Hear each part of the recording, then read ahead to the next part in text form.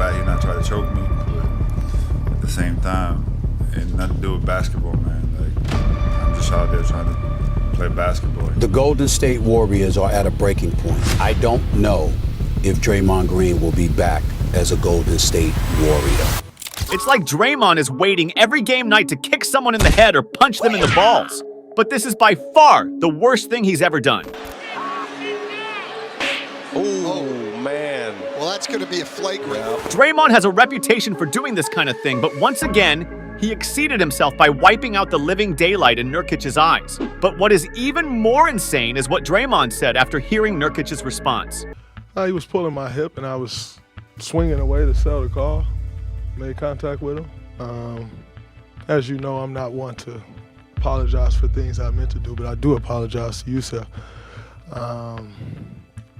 because I didn't intend to hit him. He's trying all he can to make it not look bad, but the reality is we've seen this Draymond over and over again. Some Warriors fans are just waiting every night for his next undercut, while some, they're whispering of a potential move by the NBA to deal with Draymond for good. After all, it's not the first time at the rodeo.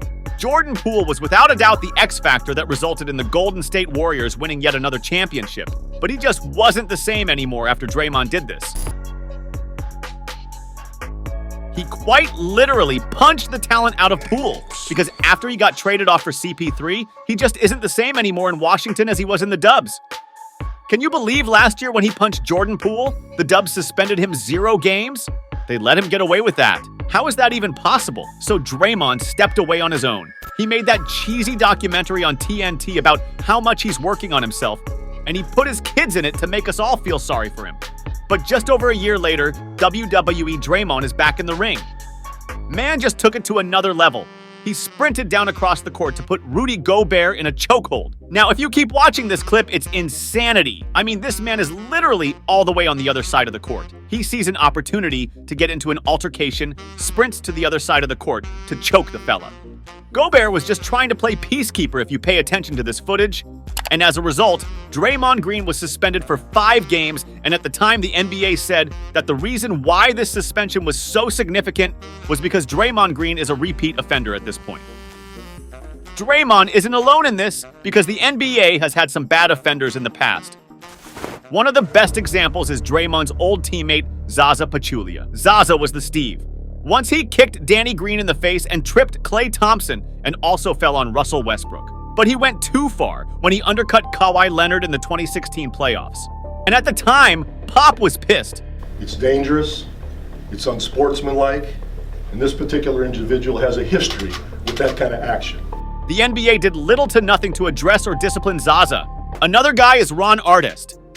Unlike Draymond, he was officially diagnosed with mental illnesses as a kid, but refused to take his medication.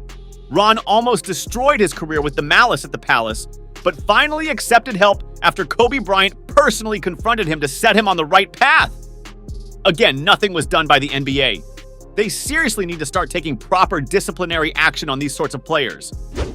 So what is the NBA going to do about Draymond? A bird told me they might send him away. Depending on how long the suspension is, when he comes back from it, at minimum, he will have been ejected or suspended from just about half of the Warriors games, whatever that date is, again, if and when. People have called Draymond Green a dirty player for a decade. 19 ejections, 6 suspensions. But it turns out he's had a mental illness this whole time. Nurkic even said this. What's going on with him? I don't know. Personally, I feel like that brother needed help. And help he is getting. Pretty soon, even victims of Draymond's were reaching out. In an interview where a question about Draymond was asked, Rudy Gobert responded, "I have empathy for him. You see somebody that's not well inside and suffering. You take away the game and all that. You just want somebody to be well, and be happy." These are men who came in direct contact with Draymond's demons and fists. Listen to what his head coach Steve Kerr said. He knows he needs help, and he's going to get the help, and we're gonna help him with it.